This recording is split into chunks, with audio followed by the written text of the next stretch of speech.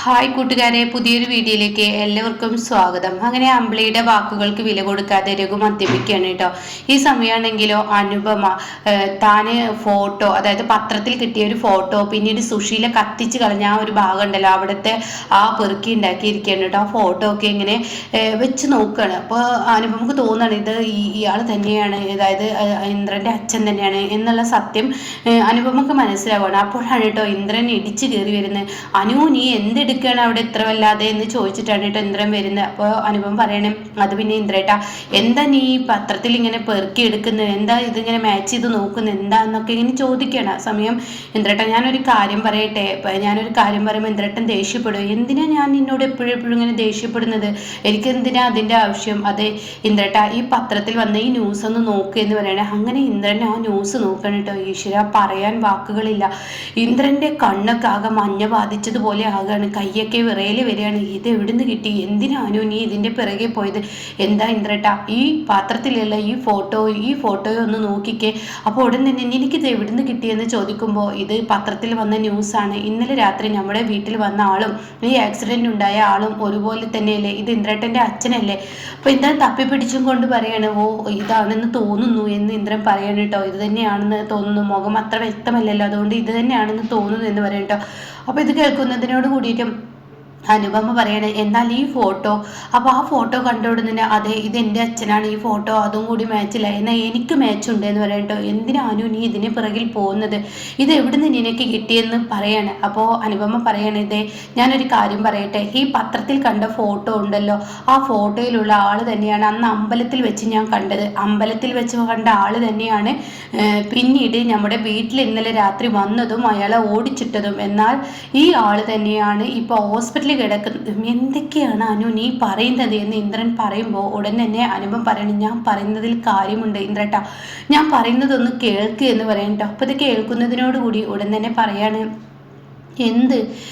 എന്താ നീ പറയുന്നത്, ഇതിന് പിറകെ പോയാൽ അത് വലിയ ആപത്താണ്, ഇത് വലിയ പ്രശ്നമാണ്. എന്താ ആപത്ത്? ഇന്ദ്രട്ടൻ എന്താ, ഇന്ദ്രട്ടൻ്റെ അമ്മയെ പേടിയുണ്ടോ? ഓ എനിക്ക് അമ്മയെ പേടി ഉണ്ടായിട്ടില്ല, എന്തിന് ഇതിന് പിറകെ പോകണം, ഇതൊക്കെ എവിടുന്ന് നിനക്ക് കിട്ടി, ഇത് ആദ്യം പറ എന്ന് പറയുമ്പോൾ, ഞാൻ അന്ന് രാത്രി അന്ന് ഇവിടെ ഈ നിങ്ങളുടെ അച്ഛൻ വന്നല്ലോ, ആ പിറ്റേ ദിവസം അയാളെ ഓടിച്ചിടുകയും ഞാൻ മുറ്റത്തോട്ട് ഇറങ്ങിയപ്പോൾ കുറേ കത്തിച്ച ഫോട്ടോകൾ കണ്ടു. അത് എന്നിൽ സംശയമുണ്ടാക്കി, നിങ്ങളുടെ അമ്മ തന്നെ ആയിരിക്കും അത് ചെയ്തിട്ടുണ്ടാവുക. ടെറസിന് മുകളിൽ നിന്നും ഫോട്ടോ കത്തിച്ചിരിക്കുകയാണ്.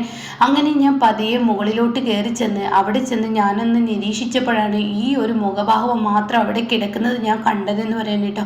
അപ്പോൾ അത് കേൾക്കുന്ന അനു, നീ എന്തൊക്കെ പറ, അതെ ഈ ഒരു ഫോട്ടോ അവിടെ മുകളിൽ നിന്ന് എനിക്ക് കിട്ടി, പിന്നീട് ഞാൻ അത് എടുത്തു വെച്ചു. എന്നാൽ ഇപ്പോൾ ഈ ഫോട്ടോ ആ ഫോട്ടോവും കൂടി ഒന്നാണ്, ഞാൻ നല്ല വ്യക്തമായി എന്ന് മോനെ തട്ടിക്കൊണ്ട് പോകാൻ ശ്രമിച്ച ആളെ ഞാൻ നന്നായി കണ്ടതാണ്. അപ്പോൾ അനു നീ എന്തൊക്കെയാ പറയുന്നത്, എന്തിനാ ഈ പത്രം ഞാനായിട്ട് തിരഞ്ഞെടുത്തതൊന്നല്ല, ഈ പത്രം ഇന്ദ്രേട്ടൻ്റെ അച്ഛനെ അറിയുന്ന ഒരാൾ എന്നിൽ കൊണ്ടുവന്ന് തന്നതാണ്.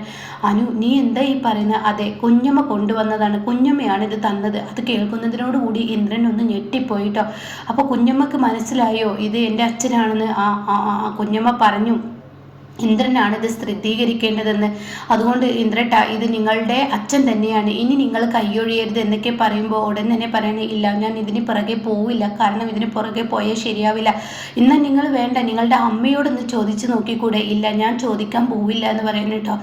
ഇല്ല ഞാൻ പോവില്ല, നിങ്ങളുടെ അമ്മയോട് ചോദിച്ചാലും ചോദിച്ചില്ലെങ്കിലും ശരി, ഇതിന് പുറകെ നിങ്ങളുടെ അമ്മ പോയിട്ടുണ്ട് എന്നുള്ള സത്യം എനിക്ക് മനസ്സിലായിട്ടുണ്ട്. എന്തായാലും ഇത് എന്തൊക്കെയോ ഒരു പ്രശ്നം ഇനി വരാനിരിക്കുന്നുണ്ട് ഇന്ദ്രേട്ട, ഇത് കൈയൊഴിയരുതെന്ന് പറയുമ്പോൾ, ഇല്ല അനു, വെറുതെ എന്തിനാ മനുഷ്യനെ തിരക്കി പോകുന്നത്, ഇയാൾ തന്നെയാണെങ്കിലും ഇനിയിപ്പോൾ ധനൻ എന്തിനാ അങ്ങനെയൊക്കെ നമ്മളോട് പറഞ്ഞത്, അയാൾ വേറെ എന്തോ ഉദ്ദേശത്തിലാണ് അങ്ങനെ പറഞ്ഞത്, ധനേട്ട എന്തൊക്കെയോ ഇതിൽ കള്ളക്കളികൾ ഉണ്ട്. പിന്നെ അയാൾ പറഞ്ഞത് അയാളുടെ നാട്ടുകാരനാണ്, അയാളുടെ നാട്ടുകാരൻ്റെ ഭാര്യ കിട്ടിയിട്ടുണ്ട് എന്നുള്ള വാക്കുകളൊക്കെ പറഞ്ഞത്. അത് ധനേട്ടൻ്റെ വാക്കുകൾ വിശ്വസിക്കാതെ നമുക്ക് അയാളെ ഒന്ന് കയറി കാണുകയായിരുന്നെങ്കിൽ ഇന്ദ്രേട്ടൻ്റെ ഇപ്പോഴുള്ള മനോഭാവം മാറിയിരുന്നു. സ്വന്തം അച്ഛനെ നേരിൽ കാണുമ്പോൾ ഇന്ദ്രേട്ടൻ എന്തായാലും ആ മനുഷ്യനെ വെറുക്കത്തില്ലായിരുന്നു എന്നൊക്കെ പറയുമ്പോൾ, അനുഹിത ഇവിടെ വെച്ച് സ്റ്റോപ്പ് ചെയ്തേക്ക്, ഇതിന് പിറകിൽ പോകാൻ എനിക്ക് താല്പര്യമില്ല, വേലി തലയിൽ വെച്ച് വെക്കാൻ എനിക്ക് വയ്യ, അതുകൊണ്ട് തന്നെ നീ ഇത് നിർത്തിയേക്ക് എന്ന് പറഞ്ഞിട്ട് ഇന്ദ്രൻ അവിടെ നിന്ന് എണീറ്റ് പോകുമ്പോൾ അനുപമ, ഇല്ല ഇന്ദ്രേട്ടൻ എന്തുകൊണ്ടോ ഇതിൽ നിന്ന് പിന്തിരിയുന്നത് എനിക്കറിയില്ല, പക്ഷെ ഞാൻ പിന്തിരിയില്ല, എനിക്കിതിന് പിറകെ പോയേ പറ്റത്തുള്ളൂ, കാരണം പിറകെ പോകണം എങ്കിൽ മാത്രമാണ് ഇതിന് മറുപടി എനിക്ക് നൽകാൻ കഴിയുള്ളൂ. കാരണം ഈ മനുഷ്യനെ രക്ഷിക്കുക എന്നുള്ളതും ചില സത്യങ്ങൾ അറിയുക എന്നുള്ളതും എൻ്റെ ആവശ്യമാണ്. അതുകൊണ്ട് ഇന്ദ്രേട്ട ഞാൻ ഇതിന് പിറകെ പോകും, ഇതാരെന്ന് കണ്ടെത്തും, അത് ഉറപ്പുള്ള കാര്യമാണ് എന്നൊക്കെ പറയാൻ കേട്ടോ. പിന്നീട് കാണിക്കുന്ന സുശീലയാണ്. നെട്ടോട്ട് മൂടാണ് റൂമിൽ കിടന്ന്. അനുപമക്ക് ഇതിന് പിറകിൽ പ്രശ്നമുണ്ടെന്ന് സുശീലക്ക് മനസ്സിലായിരിക്കുകയാണ്. ഇവൾ എന്തിനോ ഒരുങ്ങിയിരിക്കണം, അവളുടെ കയ്യിൽ ആ പേപ്പർ കിട്ടിയിട്ടുണ്ട്, അത് ഉറപ്പാണ്, എനിക്ക് പേടിയാവുന്നു, ഹർഷക്കൊന്ന് വിളിച്ചാലോ, ഹർഷയെ ഫോൺ എടുക്കുക, ഹർഷയെ ഫോൺ എടുക്കുക എന്നൊക്കെ പറഞ്ഞിട്ടാണ് കേട്ടോ വിളിക്കുന്നത്. ഒരുപാട് തവണ വിളിച്ചതിന് ശേഷമാണ് ഹർഷ പതിയെ ഫോൺ എടുക്കുന്നത് കേട്ടോ. അപ്പോൾ ഹർഷ പറയാണ്, എന്താ ആൻറ്റി വിളിച്ചത്? ഹർഷ എനിക്ക് ആകെ പേടിയാവുന്നു. എന്തിനാണ് ആൻറ്റി ഇങ്ങനെ പേടിക്കുന്നത്? എല്ലാത്തിനും സോൾവ് ഉണ്ടാക്കിയില്ലേ? അല്ല ആൻറ്റി എനിക്ക് ആകെ പേടിയാവുന്നു. അല്ല ഹർഷ എനിക്ക് ആകെ പേടിയാവുന്നു. എന്തിന്? അതെ, അനുപമയ്ക്ക് എന്തൊക്കെയോ സംശയമുണ്ട്. അനുപമ ഇതിൻ്റെ പിറകിൽ പോകുന്നത് പോലെ. അനുപമ ഇതിൻ്റെ പിറകിൽ എന്തിനാ പോകുന്നത്? അനുപമയ്ക്ക് ഇതിൻ്റെ പിറകിൽ പോയിട്ട് യാതൊരു കാര്യവുമില്ല, അവൾക്ക് ഇതിൽ നിന്ന് ഒന്നും നേടാനുമില്ല. അത് കേട്ട ഉടൻ തന്നെ അല്ല ഹർഷ, അനുപമ ഇതിൻ്റെ പിറകെ പോവും, അത് ഉറപ്പുള്ള കാര്യമാണ്, അവൾ ഇതിൽ നിന്ന് എന്തൊക്കെയോ നേടിയെടുക്കും. ഇതൊക്കെ തോന്നലാണ് എൻ്റെ ആൻറ്റി. അനുപമ പോവില്ല എന്ന് പറയട്ടെ. ഉണ്ട് ഹർഷ, അനുപമ പോവും. എൻ്റെ ആൻറ്റി ഞാനൊരു കാര്യം പറയട്ടെ, അനുപമ എന്തായാലും ഇതിന് പിറകിൽ പോവില്ല. ഞാൻ ഇതിന് വേണ്ട നടപടികളൊക്കെ ചെയ്തിട്ടുണ്ട്, വേണ്ട കാര്യങ്ങളൊക്കെ ചെയ്തിട്ടുണ്ട്. ഞാനൊരു സ്ത്രീയെ ആക്കിയിട്ടുണ്ട്. സ്ത്രീയും ആണിൻ്റെ കരുത്തുള്ളൊരു സ്ത്രീയാണ്, അവരെ ആക്കിയിട്ടുണ്ട്. അതുകൊണ്ട് തന്നെ അവരെന്തായാലും ഇന്ന് ശേഖരൻ്റെ കാര്യത്തിൽ തീരുമാനമെടുക്കുകയും ശേഖരന് കറക്റ്റിന് മറുപടി പറയുകയോ ഒക്കെ ചെയ്തോളും. ആൻറ്റി സമാധാനത്തോടു കൂടി സുഖനിദ്രയോടുകൂടി ഉറങ്ങിക്കോളും എന്നൊക്കെ പറയുന്നിട്ടും. അപ്പോൾ ആ സമയം ഹർഷ ഇത് പറഞ്ഞ് തിരിയുമ്പോൾ രവിയാണ് കാണുന്നത്. രവിയെ കാണുന്ന ഹർഷ തൻ്റെ തൊണ്ടയിൽ വെള്ളം ഇറക്കാൻ പറ്റുന്നില്ല. താൻ ആകെ ഉത്തരം മുട്ടി നിൽക്കുകയാണ്. ഇതേ സമയം എന്താ ഇനിയിപ്പോൾ ചെയ്യുക എന്നുള്ള ഭാവത്തിൽ നിൽക്കുമ്പോൾ ഉടൻ തന്നെ രവി ചോദിക്കണം, നീ ആരുടെ കാര്യമാണ് പറഞ്ഞത്? ആരെ ഒഴിവാക്കുന്ന കാര്യമാണ് പറഞ്ഞത്? മര്യാദക്ക് പറഞ്ഞോ എന്ന് പറയുമ്പോൾ ഇല്ല, ഞാൻ ആരുടെ കാര്യം പറഞ്ഞില്ല, ഞാൻ ആരെ ഒഴിവാക്കുന്ന കാര്യം. വെറുതെ എന്നോട് കള്ളം പറയുന്നത്, മര്യാദക്ക് പറയാനല്ലേ പറഞ്ഞത്? നീ ആ സുശീലാൻ്റിയെ കൂട്ടുപിടിച്ച് ഓരോന്ന് ചെയ്തു കൂട്ടുമ്പോൾ നീ അനുഭവിക്കാനിരിക്കുന്നേ ഉള്ളൂ. എന്നാൽ ഞാനൊരു കാര്യം പറയാം, നിന്നെ നേരാക്കാനോ നിന്നെ ശരിയാക്കാനോ നിന്നെ നേർവഴിക്ക് കൊണ്ടുവരാനോ ഞാൻ ശ്രമിക്കില്ല. കാരണം എന്തെന്നറിയോ, നീ അനുഭവിക്കാനിരിക്കുന്നു. സുശീലാൻ്റിയുടെ കൂടെ കൂടിയ നിനക്കും കൂടി ശിക്ഷ കിട്ടും, അത് ഉറപ്പുള്ള കാര്യമാണ്, ഇത് ഞാൻ തറപ്പിച്ച് പറയുന്നു എന്നും പറഞ്ഞിട്ട് അവിടെ നിന്ന് രവി പോവുകയാണ് കേട്ടോ. ആ സമയം ഹർഷക്കൊരു പേടിയൊക്കെ ആയി. പിന്നീട് കാണിക്കുന്ന പിറ്റേ ദിവസം രാവിലെ ശേഖരനെയാണ്. ശേഖരന് ധനം ചായ കൊടുന്നു കൊടുക്കുകയാണ്. ശേഖരന് ചായ കൊടുന്നു കൊടുത്തിട്ട് ദേ നിങ്ങളെ തിരക്കി ആര് വരുന്നവരെ ഞാൻ നിങ്ങൾക്ക് ആവലുണ്ടാവും, ചായയും വെള്ളവും ചോറൊക്കെ തരാം.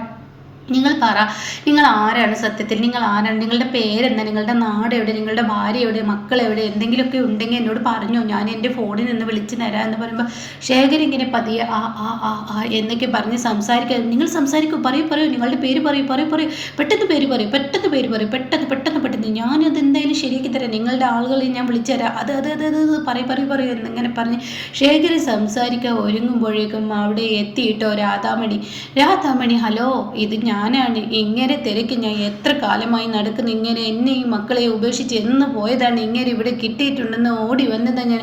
എന്താ ശേഖരേട്ടാ നിങ്ങൾ ഈ കാണിച്ചു വെച്ചിരിക്കുന്നത്? നിങ്ങൾ എന്തിനാ നിന്നെയും മക്കളെ ഉപേക്ഷിച്ച് പോയത്? ഓഹോ, അപ്പം നിങ്ങളാണ്, മര്യാദക്ക് നിങ്ങൾ ഇവിടെ നിന്ന് പോകുന്നുണ്ടോ? ഇത് എൻ്റെ ഭർത്താവാണ് എന്ന് പറഞ്ഞിട്ട് രാധാമണി പെട്ടെന്ന് ധനനെ പുറത്താക്കുമ്പോൾ ഞാൻ കിട്ടേണ്ട ആളെ കിട്ടിയാലും എന്തായാലും അതിൻ്റെ ആൾ വന്ന് ഇനി എനിക്ക് സമാധാനത്തോടു കൂടി കിടന്നുറങ്ങാൻ എനിക്ക് യാതൊരുവിധ പ്രശ്നവുമില്ല, സമാധാനത്തോടു കൂടി പോവാം, എൻ്റെ മേളിൽ എന്തായാലും ഒഴിവായി എന്ന് പറഞ്ഞിട്ട് ധനൻ പോവുകയാണ്. എന്നാൽ ഈ സമയം രാധാമണിയോട് ശേഖരൻ ചോദിക്കാൻ, നിങ്ങൾ ആരാന്ന് ചോദിക്കാൻ, ഞാൻ ആരാണെന്നോ, എന്താണോ താൻ എന്നെക്കുറിച്ച് വിചാരിച്ചിരിക്കുന്നതെന്ന് പറഞ്ഞിട്ട് ശേഖരൻ്റെ കഴുത്തിന് പിടിക്കുന്ന ആ കിടുക്കരയും കണ്ടിട്ട്. അപ്പോൾ ഇങ്ങനെയൊക്കെയുള്ള ഒരു എപ്പിസോഡാണ് ഇപ്പോൾ ലാസ്റ്റ് വന്നിരിക്കുന്നത്.